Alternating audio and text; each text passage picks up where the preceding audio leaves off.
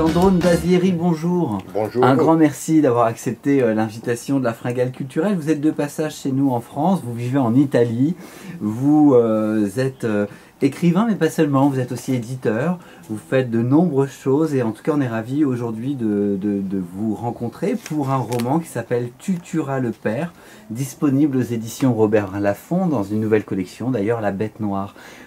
Comment, dans quel état d'esprit vous trouvez-vous à la sortie de ce roman chez nous? Et pourquoi c'est important d'être publié en France?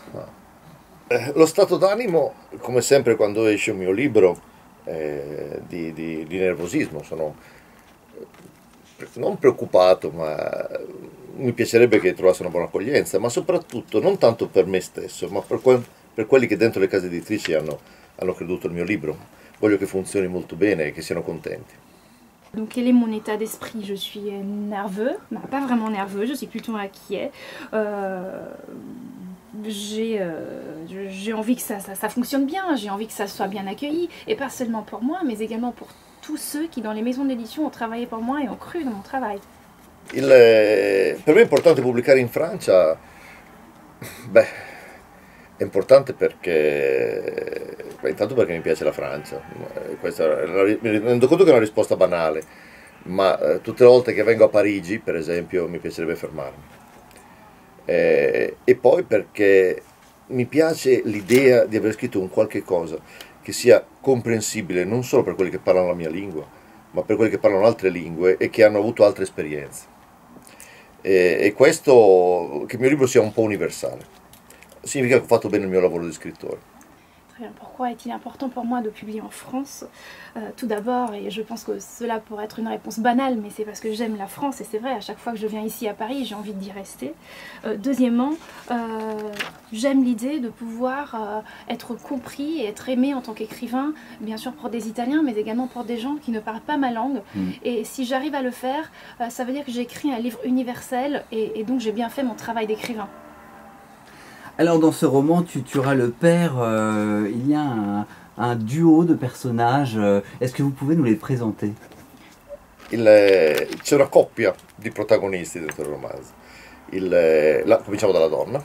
Lei si chiama Colomba, è una poliziotta, o meglio era una poliziotta, perché all'inizio di questo romanzo noi la prendiamo quando è reduce da un avvenimento che lei chiama il disastro, e che le ha segnato la vita e le rende impossibile tornare in servizio. E scopriremo che cos'è man mano che va avanti la storia. Il y a bien un couple de personnages, de protagonistes dans ce livre. On va commencer par la femme, elle s'appelle Colomba, c'est une flic, c'est une femme flic, ou encore mieux, c'était un flic, car au tout début nous découvrons qu'elle sort d'un événement tragique qui s'appelle le désastre, qui a marqué sa vie et qui lui empêche de reprendre son service en tant que femme policière. E mentre l'altro si chiama Dante Torre per l'esattezza, ed è un uomo adulto segnato da un'infanzia terribile, perché quando aveva 6 anni appena compiuti è stato rapito ed è stato tenuto per più di 10 anni all'interno di un silo e con contatto solo con il suo rapitore. L'autre personnage s'appelle Dante Thor. C'est un adulte qui a été traumatisé lors de son enfance. À l'âge de 6 ans, en effet, il a été enlevé et il a été gardé pendant 10 ans dans un silo. Et donc il n'a pas eu de contact avec le monde, si ce n'est avec son ravisseur. E dopo che è scappato da questo silo, è riuscito a scappare dal suo rapitore, e dopo aver passato l'inferno tra cliniche psichiatriche e insomma riabilitazione alla vita che non conosceva, è diventato un consulente, un cacciatore di persone rapite, perché non vuole che in qualche modo, intanto è diventato molto bravo a trovare le persone scomparse, ma non vuole che ad altri succedano le stesse cose che sono successe a lui. Entre-temps, il est donc passé dans une phase de réhabilitation, il est passé par des cliniques psychiatriques, etc. Donc il a récupéré donc son esprit et il est devenu dans sa vie consultant. Donc il est très bon maintenant et c'est chercher des enfants enlevés, mais surtout ce qu'il veut, c'est que personne ne subisse les mêmes souffrances à travers lesquelles il est passé étant jeune.